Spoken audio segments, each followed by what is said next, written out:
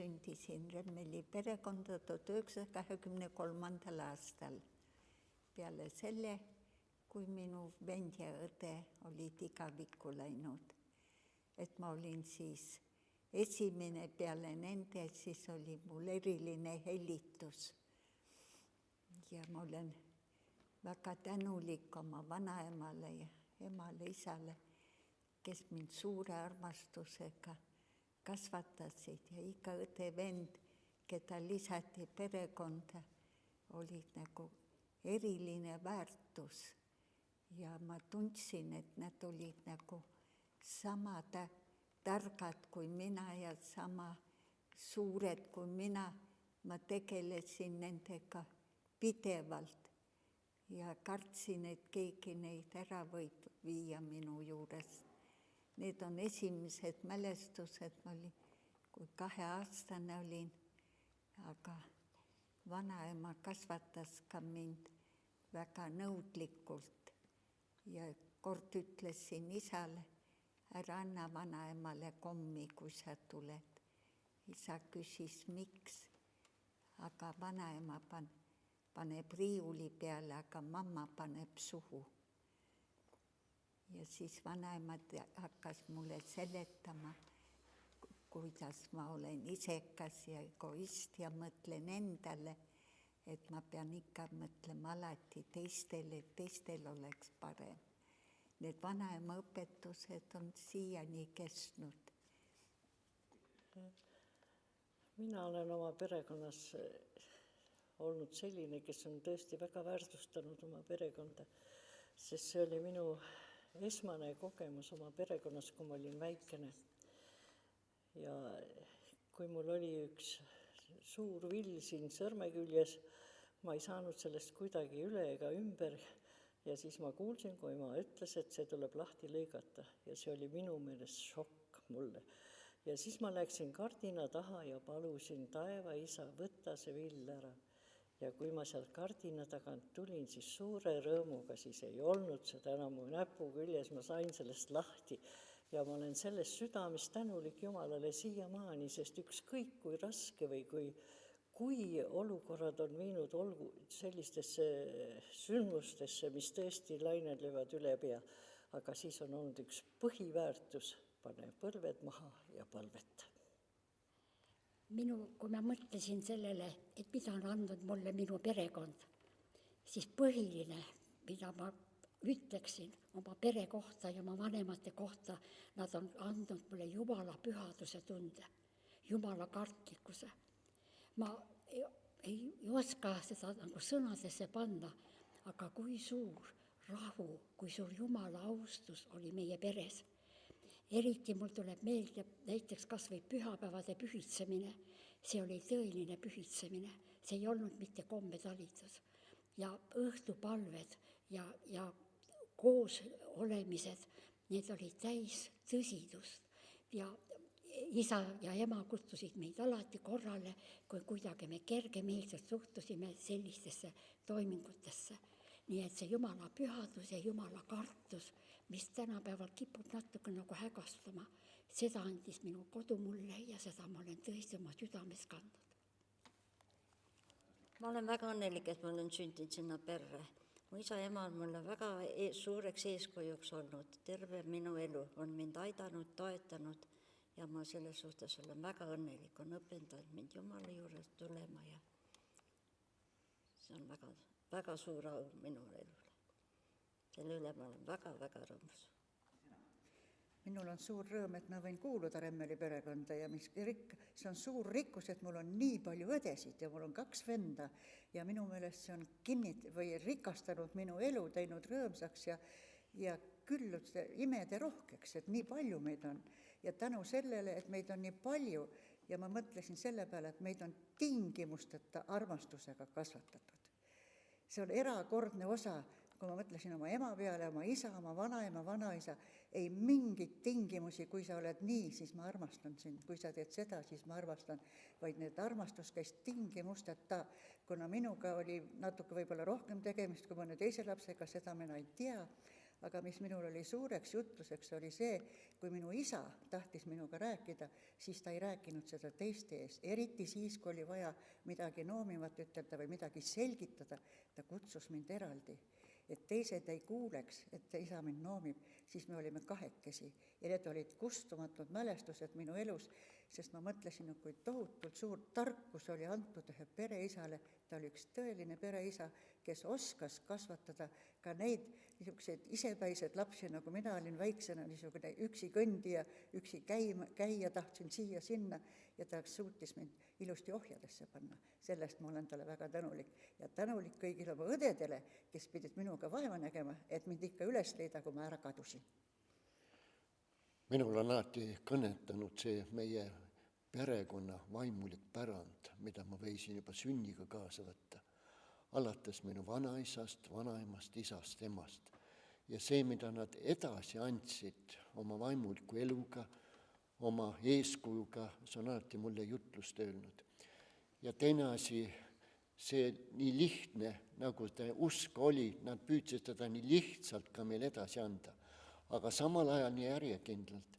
Ja ükskõik, mis me elust tuli, alati isa palvetas. Ta saatis meid kodust ära, ma mäletan ka Soldinas, alustasime teekonda sõjal Jõhvi poole. Siis enne, kui me autosse istusime, isa pani käed lukku, palvetas meiega. Ja see vaimulik pärand ja teine asi, mida ma olen tähele pannud, et pühapa hommikuti isa tõusis ikka just 4-5 üles, siis ta avas oma piibli ja ta valmistas ennast jumalateenistusele ette. Ja see on mul alati jutlust öelnud, et kuivõrd oluliseks ta pidas seda jutlust, mida ta tuleb kõnelda või üldse jumalateenistust, ta nagu oma südames ja oma mõtetes juba läks enne mitu tundi jumala sõna sisse, et mõista, mida jumal tahab sellel päeval ja üldse talle ja kogudusele öelda. Nii et see vaimulik pärand, mida ma olen kaasa võtnud oma perekonnast, see on alati olnud mulle suureks väärtuseks. Mul on väga hea meel, et kõik on enamasti öeldud ära selle vaimuliku pärandi suunas. Aga mina tahaksin siia juurde lisada see, mis mind eriti vapustas minu ema ja isa juures, nende hoolivus. Hoolivus mitte ainult oma pere eest, hoolivus võõraste eest, see suur armastus, mis oli vaeste vastu, see suur tegudega näitamine, mis oli vaestele inimestele, see ema lõpmata töö, sõrmed käisid tal küll ta tegi särke, küll ta tegi mähkmeid, siis ei olnud ju valmis mähkmeid. Et see on mind õpetanud seda ka, et inimeste eest tuleb hoolida, mitte ainult oma perekonna eest. Ja muidugi see ema suur kokkukuuluvus kogu perekonnaga, kui ta hommikul hakkas helistama kõigile oma lastele ja talle, see oli tema suur kingitus, kui kogu tema pere oli ümber tema laua.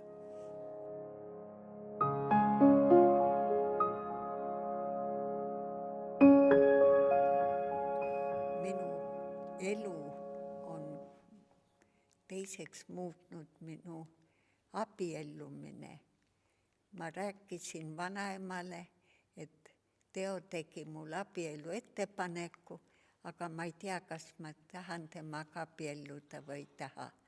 Vanaema ütles, oi, see on väga tähtis küsimus, täna õhtul kohe võime paluda ja hakkas selle pärast paluma.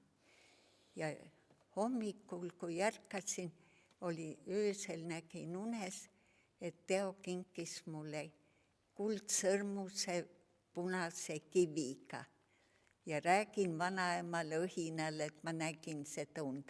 Vanaema ütles, siis sa võid oma jaa-sõna anda. Jumal näitas ja ma palusin ka sinu pärast ja see on sinule õige.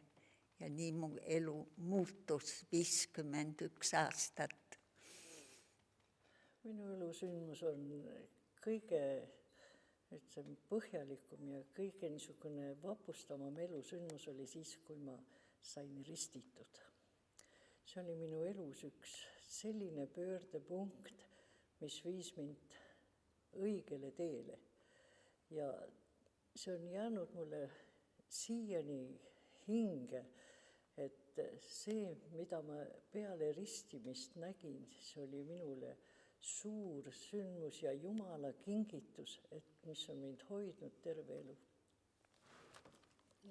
minu elu, kui meenutan, mis on minu põhjapanev sündmus olnud, on lapsepõlvega seotud. Ma olin kuskil 11-12-aastane, oli sõja-aastas 1942 vist.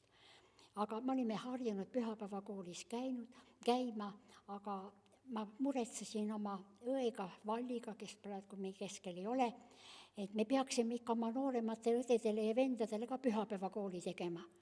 Ja nii me siis kogusime nad kokku, panimegi, jagasime täpselt, kõik peal oli selge, kõik lehed välja, kuidas keegi midagi joonistama peab ja kuidas laulma peab ja kõik. Kui pühapäevakooli tund oli lõppenud, Valli luges veel piiblit, siis mina jäin palvema. Justkui nagu oleks käsi surunud mind sinna põlvedele, sinna ahju ette. Muidugi nooremad, Siiri Aamo ja teised oli liiga väike ja Valli tüdinesid ära, läksid kõik minema. Aga mina püsti ei saanud palvetamist lõpetada. See oli tõeline, see ei olnud palve, vaid see oli võitlus Jumala ees, mida ma praegu ka tunnetan. Ja korraga mind täitis nagu üleni valgus. See valgus oli mu sees, mu ümber ja mind nagu tõsteti sealt põlvedelt üles ja ma jooksin sinna söögilauda. Ma tean, papa istus seal söögilaua ümber, seal oli teisi, oli ta üles, Siiri Aamo ja Valli kõik istusid ja kuidagi toolidesse ei jätkunud ruumi. Ma olin nõus kas või põrandal istuma, see on niisugune eriline armastus. See on sündmus, mis oli määravama tähtsusega minu elus ja mis on elus saatnud. Ja üks lause, mida ma selle palvek nagu kogesin, ma olen kord otsustanud ja ükskõik, mis elus on olnud, siis see lause mul alati tuleb kõrvu. Ma olen kord otsustanud, issand, su jälgedes astuda. Ja niimoodi ma olen siis. Aitäh! Minul on kõige suurem elamus on siis peale minu mehe surma. Ma olin siin palvelas ja siis kutsuti eespalvele. Ja siis ma tulin eespalvele ja minu vennakene siis palus mu eest ja siis läksime veel teisi koju, palvetasime jälle ja siis ma olin nii õnnelik ja nagu kõik see mehe surm ja kõik see oli nagu ununenud. Ja ma olin südamest nii õnnelik ja siis mind ristiti, mu vennake ristis mind Nutsaku järves ja siis ma olin tema koguduses nii kaua, kui vennake seal nüüd on, nüüd oleme koos siin Tallinnas. See on mu elu kõige õnnelikum päev, seal Nutsakus olemise. Ja see lein oli kohutav. Jah, aga tänu Jumalale, nüüd ma olen ta laps. Minu elus on 2 niisugust erilist sündmust. Üks on siis, kui ma olin õige väike. Ma mäletan, et isa võttis mu käest kinni ja viis meid tuppa. Me elasime siis Soldinas, pani meid diivani peale rivisse kõik istuma. Üksteise järgi seal oli palju väikseid lapsi, mitte ainult meie perelapsed, vaid seal olid seal naabrilapsed ka. Ja rääkis meile Joosepi lugudest. Ega mul palju sealt midagi rohkem meeles ei ole, aga see lause meil ju meelde, kui Joosep tema nii armastas Jumalat, et tema sai selle pärast usklikuks ja pärast sai temast kuulus mees. Ja vaatan, et see lause, sa uskus Jumalat ja sai kuulus mees, see tuli minuga kaasa. Ja kui ma siin Nõmme koguduses juba olin ja siin üldlaulusaatjana ja siis üks moment oli siin koguduses, kus isa võttis mu käest kinni, mu tervisega olid rasked probleemid ja ta viis mind see kõrvalruumi, vend Baldur Teekel oli siis temaga kaasas ja ütles, et nüüd Siiri, ma võtsin sind oma käe kõrvale, tõin siia, et me saaksime sinu eest palvetada. Su lapsed on väikesed, nad vajavad veel sind. Mul asi oli üsna kriitilise piiri peal ja ma ei unusta seda iialgi seda momenti. Ma tol momendil ei tahtnudki selle pärast, nagu nad minu pärast palvetaksid. Mul ei olnud seda tunnet, et mis nüüd saab. Ma mõtlesin, kui suren, küll siis minu isa, ema elavad, küll nad mu lapsed ka üles kasvatavad. Aga isa võttis, ei, nii see asi ei lähe. Ja ta võttis, ja see sama tunne, kui ta mul lapsena võttis käest kinni, pani mind sinna diivani peal istuma ja see sama tunne korraga käis mu minu seest nagu läbi ja ma andsin oma käe tema pihku ja nii ma seisin seal ja nii me palvetasime ja tänapäevani see haigus ei ole mind enam vaevanud. Aitäh. Kuigi ma sain usklikuks 7. juulil 1951, on minu elu võib ka pöördelisema tähtsus sündmus hoopis natuke vähem kui 4 aastat hiljem, see oli 17. märts 1955. Pärnus oli evangeeliumi nädal ja ma olin üldse oma olemuselt väga tagasihoidlik, aga ma palusin üksinda seal evangeeliumi nädal järelkoosolekul ja tegin otsuse, et Jumal, ma tahan tervelt sulle elada ja anda. ja ma tulin koosolekult ära, ma mäletan, ma jõudsin kooli tänav, kus me elasime, selle kooli ees oli suur plats ja korraga valdas mind selline imeline kergus ja rahu, mida ma ei olnud ennem kogenud. Otse, kui mind oleks kusagil välja tõstetud ja oleks mul suur koorem, nagu oleks ära võetud. Ja see sai nagu minu elus nagu määravaks. Ja oligi nii, et ma tegelesin juba aasta otsa lauluga, aasta teab, ja seal igal pool tuli esineda. Ja siis oli Tallinnas korraldati suur festival, igast linnast pidi minema siis eraldi need numbrid, kes seal festivalil esinevad. Ja ka mind oli valitud sinna Pärnusse lõpufinaali, aga ma olin selle otsuse teinud ja ma ütlesin, Jumal, ma ei lähe sinna finaali. Ja läks paar kord mööda ja selle komisjoni esimees, üks Kiiviti nimeline naine tuli tänaval vastu ja ütles, härra Remmel, teie ei tulnud sinna lõppfinaali, aga me valisime teid ikka, et te lähete Tallinna. Aga ma ütlesin, Jumal, et ma olen selle otsuse teinud, ma ei lähe sinna. Ja siis, kui ma olin keskkooli lõpetus 11. klassis, Siiri teab seda, siis Variste otsis oma raadiosegakoori passe. Ja ta käis Pärnus ja Taev kutsus mind sinna, lasi mind seal laulda. Ja ta ütles, et tulge Tallinna, ma aitan teid konservatooriumi sisse, ma võtan teid oma raadiosegakoori, te saate palka ja te võite õppida laulmist ja te võite seal töötada. Aga jälle mul oli see tunne, Jumal, ma olen selle otsuse teinud ja ma ei tagane sellest otsust. Nii et see 17. märts 1955 sai väga vääramaks minu elus kõigis järgnevates sündmustes, mis ka hiljem tulid kaasa. Ja teine asi, mis ma tahaks ütelda, et huvitav, et kui ma olin selle otsuse teinud, siis üle nädala hiljem ma nägin esimest korda oma armast abikaasat. Nii et Jumal tegi selle kingituse mulle selle otsuse põhjal, ma olen seda elus tunnetanud. Et Jumala arm on tõesti imeline. Siin võiks veel lisada, aga ma usun, et sellest jätkub. Aitäh! Pika elu jooksul on neid pöördepunkti imelisi sündmusi olnud mitu. Ja kui ma tohiksin, ma alustaksin päris lapsepõlvest. Oli esimene selline pöördeline sündmus, kui ma nägin, et usalda Jumalat, siis elus juhtub kõike head. See oli siis, kui me põgenesime Soldinast Pärnusse ja kui lennukipommid ei saanud meie vaguneid kätte, kus me põgenesime. See oli mulle väikse lapsena juba suureks kingituseks. Teine oli muidugi see, kus ma ise sain uue südame endale koos oma kalli vennaga olevistes pinkide vahel. Palvetasime, kus ma tundsin järsku, et nagu katel oleks pealt ära võetud.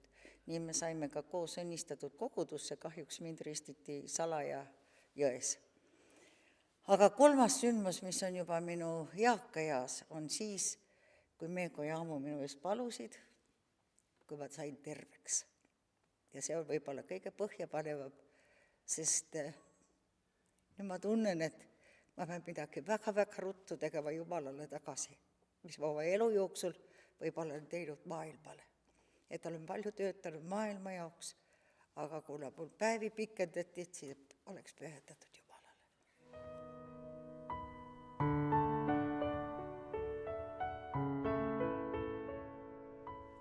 Olin 6-aastane, kui isa ütles, et sul tuleb hakata Jumala riigi tööd ka tegema. Ma ütlesin, kuidas mina seda tööd teen. Et ma kingin sulle sitri ja siis läheme suvel maale koosolekuid pidama ja üldlauludel sina mängid sitrit ja mina pasunat.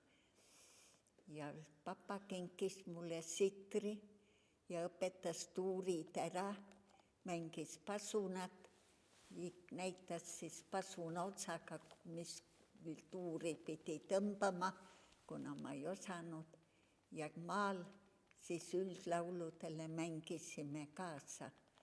Ja siis ma olin juba vist 8-9 aastane, kui ühes taluhoovis, kus me olime koosolekud, papa pidas seal, suveaeg oli ja ütleb äkki kõva häälega, nüüd mu tütar Hilja tahab teile tunnistada.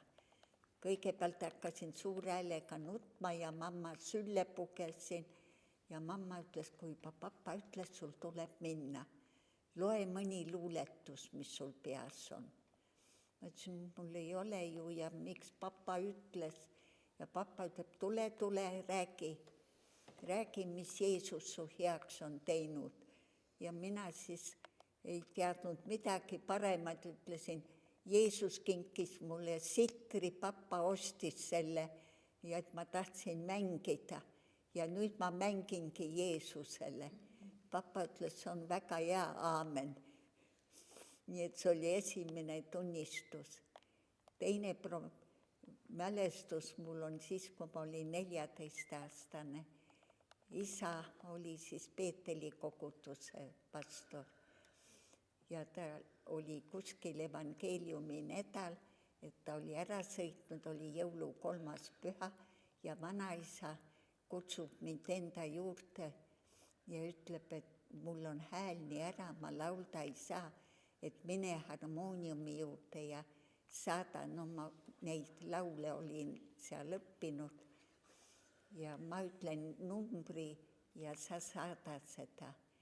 Aga ma mõtlesin, et kui vanaisa ei saa rääkida, siis ma võtan koosoleku juhatamise ka enda peale.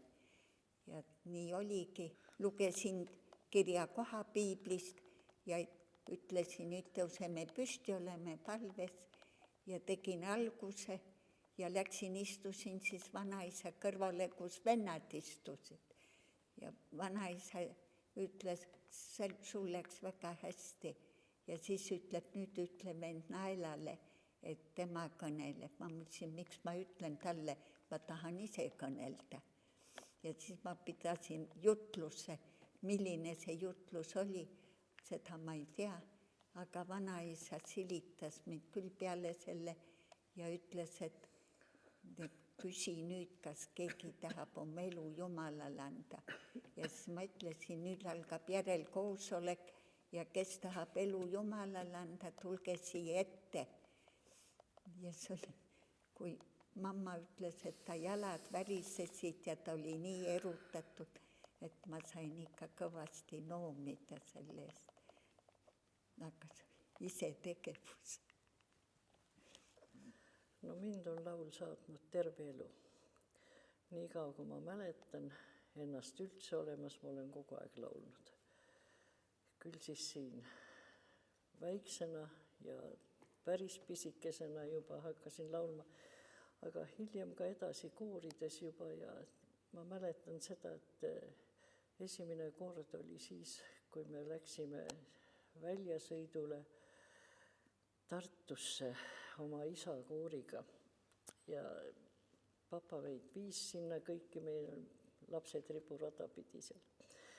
Ja siis, kui ma sain, ma pidin hakkama laulma ja siis papa ütles mulle, et laula üks laul, et kes siin valges riides on.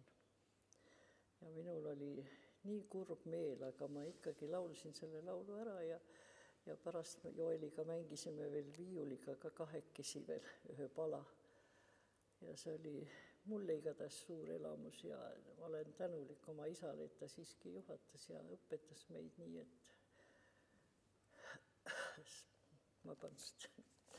et saime laulda. Õnnistada, et saime oma elu elada nii, et Jumal meid sai õnnistada. No laulmisest on kerge rääkida, sest meie peres armastati laulda ja isa pidas väga oluliseks anda ka muusikalist haridust. Nii et kuivõrd või keegi meil oskas mängida, aga kõik me oleme klaverit õppinud ja siis ta tegi meil oma perekonnas orkestri, käis ka koduõpetaja, kes õpetas meile muusikat.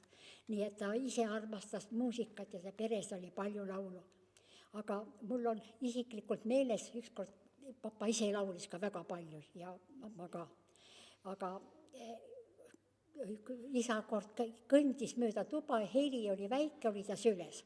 Aga Helil on 3 nime, Heli, Maaja, Luule. Ma küsisin, mis pärast Helil on 3 nime, siis isa ütles, helisevas majas on kuulda luuled, kus on luuled, seal pole kurjust. see on helinimed.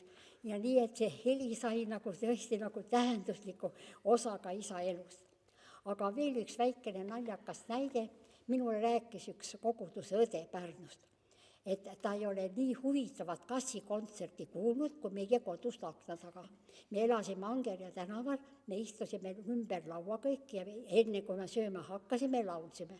Aga isal ja emal oli selline kord, kas sa oskasid laulda või ei osanud, olid sa 2-aastane või 1-aastane kaasa, sa pidid laulma.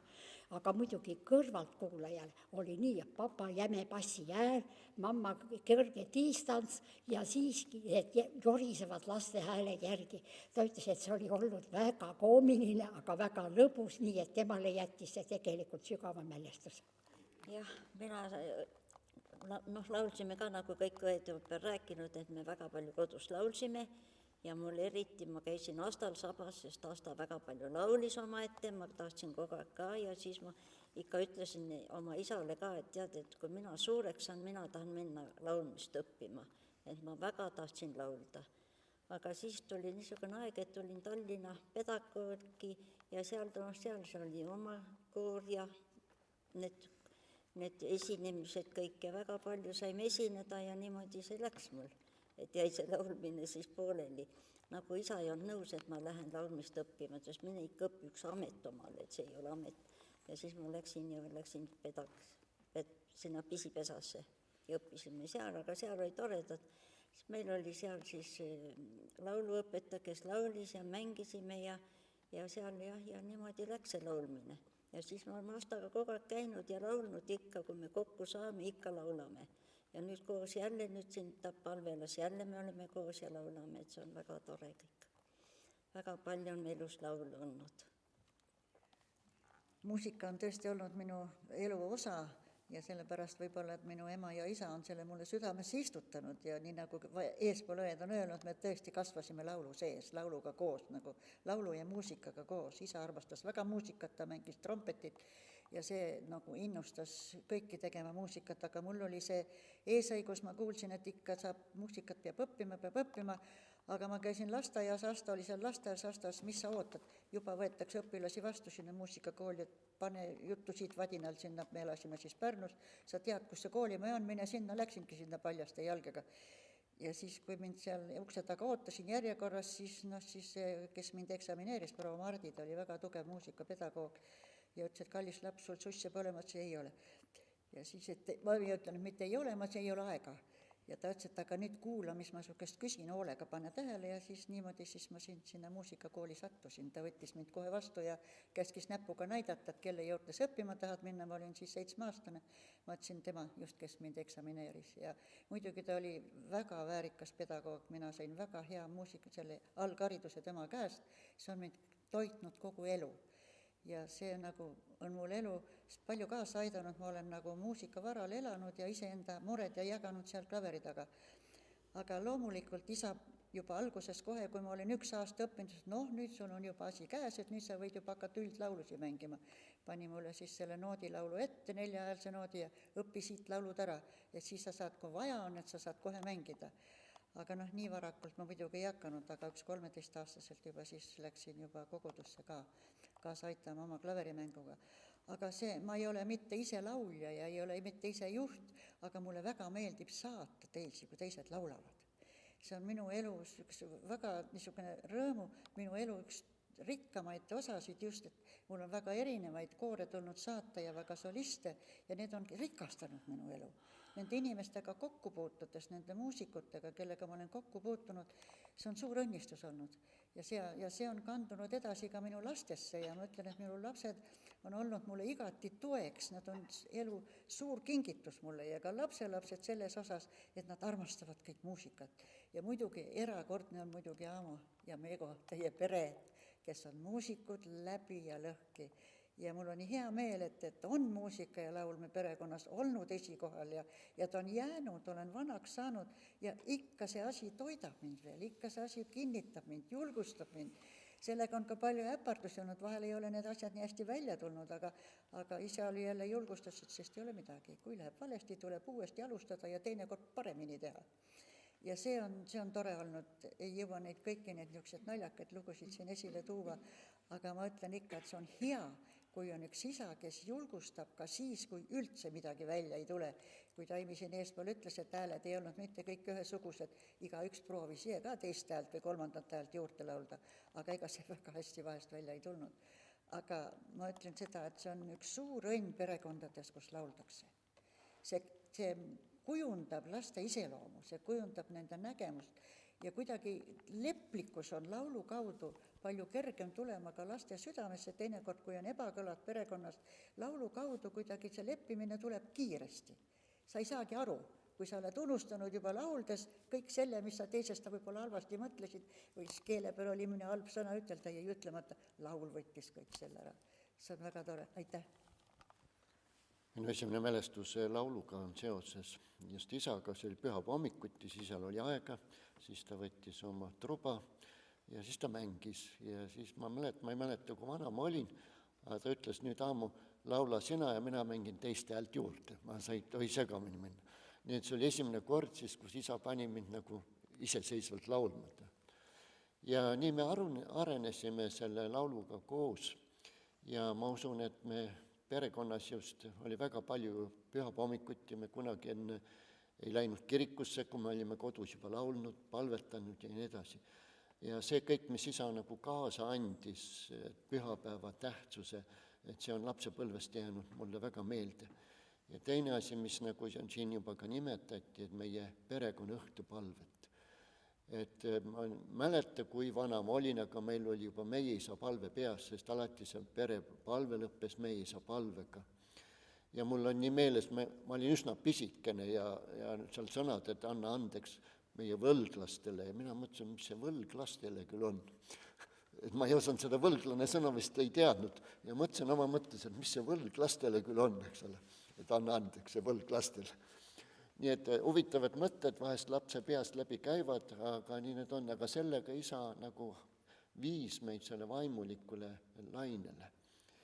Ja ma mäletan teine asi, mis isa väga püüdis ka suunata meie elu, et kui mind ülikoolist välja visati ja siis ma tulin Tallinna ja siis kõndisime isaga siin Nõmmel ja isa ütleb mulle, tead aamu, minu tunne on see, et kui Jumal selle ukse on sulle sulgenud, siis sinu tee on Jumala riigis. Nii et ta püüdis nagu innustada seda, et milleks Jumal midagi tegi, et ma näeksin seda nagu teist külge selles. Ja mis lauluga puutub, siis meie peres oli ka kvartett, Asta ja Teisi ja mina ja Hilja abikaasa Teo. Me laulsime see Nõmmel ikka üsna mitmed aastad 4 kvartetti. Nii et mitte ainult koorilaul ei olnud meil, vaid ka meil oli perekvartett.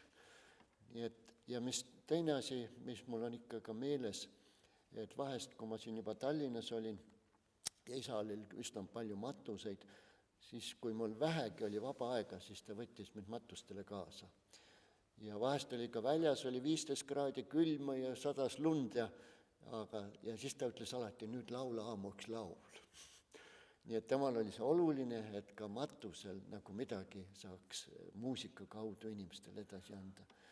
Nii et kõik need suunamised, ma usun, et need on jätnud ka minu südamesse niisuguse väga hea tunde, et meie isa oli see, kes vaatas, kuidas me kujuneme ja jälgis ka meie vaimulikku kujunemist ja püüdis ka suunata meie elu, et see läheks ikka selles suunas, mida tema igatses ja mida tema nägi.